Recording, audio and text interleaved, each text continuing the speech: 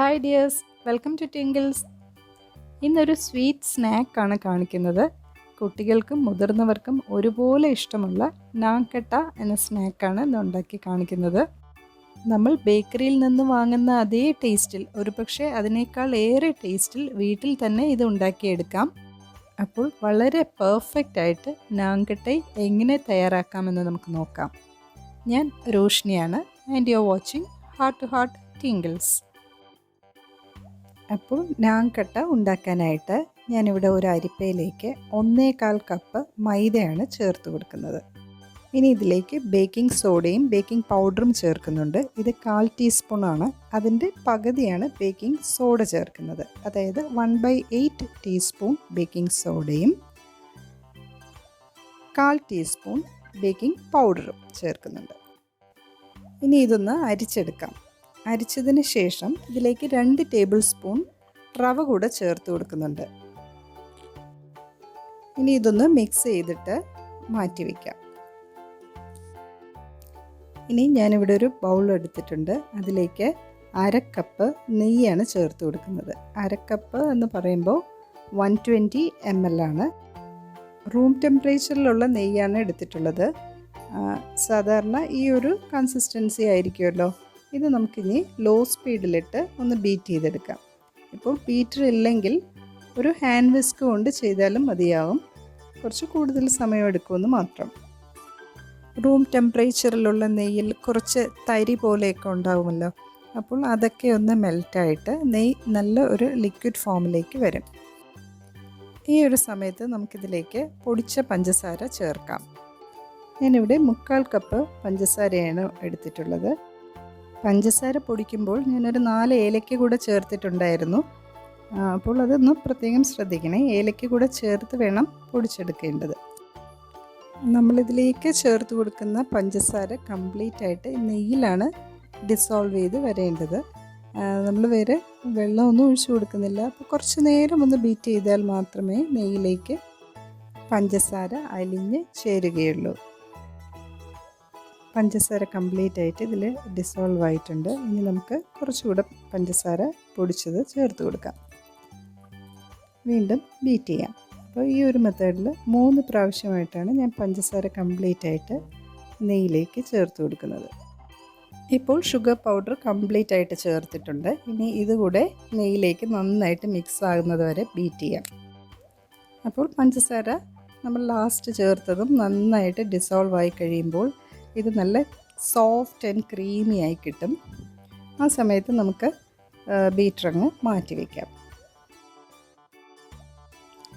കണ്ടോ, ഇതിപ്പോൾ നല്ല വെണ്ണ പോലെ ആയിട്ടുണ്ട്.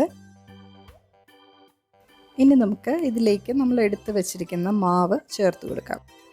അതായത് നമ്മുടെ മൈദ മാവ് 1/4 കപ്പും 2 ടേബിൾ സ്പൂൺ റവ, പിന്നെ 1/4 ടീസ്പൂൺ ബേക്കിംഗ് പൗഡർ, പിന്നെ 1/4 ടീസ്പൂണിൻ്റെ പകുതി ബേക്കിംഗ് സോഡ, അതാണ് ചേർത്ത് കൊടുക്കുന്നത്. ഇത് ഒരു 2-3 പ്രാവശ്യമായിട്ടാണ് നമ്മളിതിലേക്ക് ചേർത്ത് കൊടുക്കുന്നത്. ആദ്യം നമുക്ക് സ്പൂണ് വെച്ച് തന്നെ ഒന്ന് മിക്സ് ചെയ്യാം.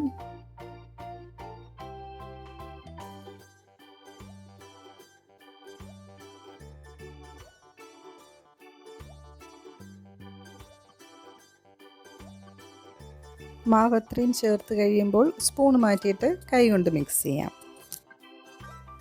അപ്പോൾ ഇതുപോലെ കൈ കൊണ്ട് നന്നായിട്ട് പ്രസ് ചെയ്ത് കുഴച്ചെടുക്കാം. കുറച്ച് നേരം ഒന്ന് കുഴയ്ക്കുമ്പോൾ ഇതെല്ലാം ഒരൊറ്റ ബോളായിട്ട് നമുക്ക് കുഴച്ചെടുക്കാൻ പറ്റും.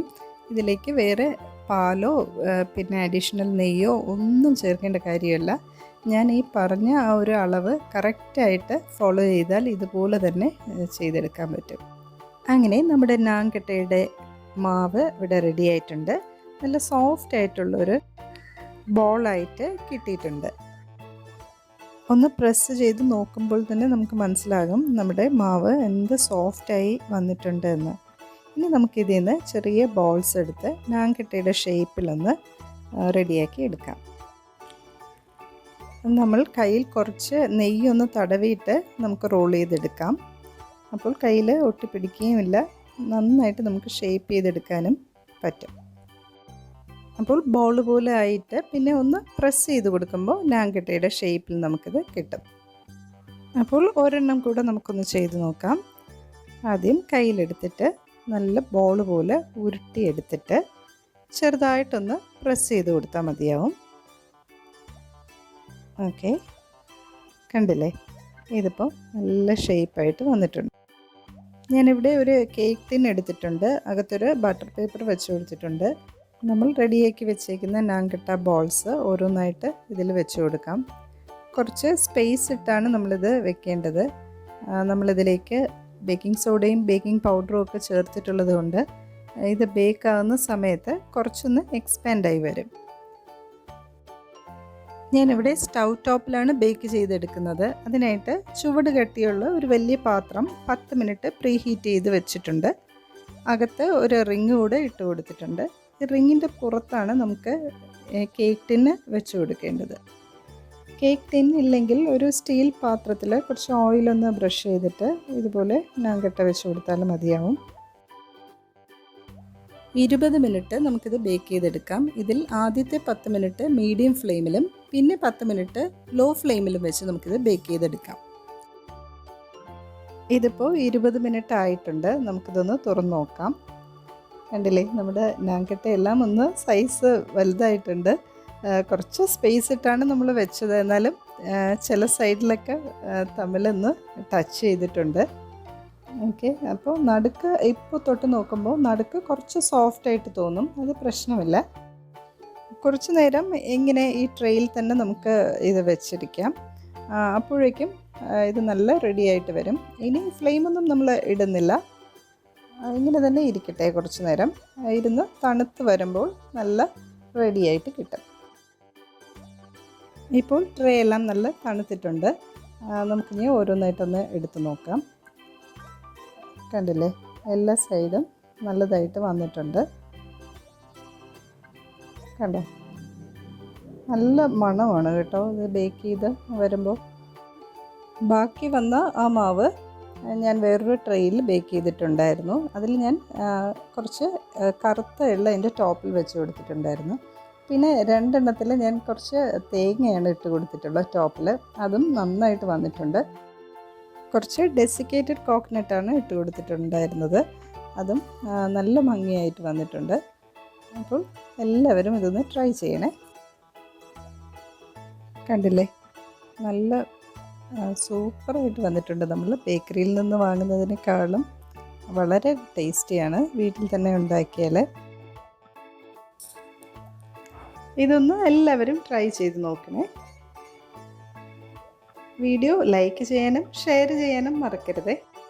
ടിങ്കിൾസ് ഇതുവരെയും സബ്സ്ക്രൈബ് ചെയ്യാത്ത കൂട്ടുകാർ ഒന്ന് സബ്സ്ക്രൈബ് ചെയ്യണേ. വീണ്ടും മറ്റൊരു വീഡിയോയുമായി കാണാം. നന്ദി, നമസ്കാരം.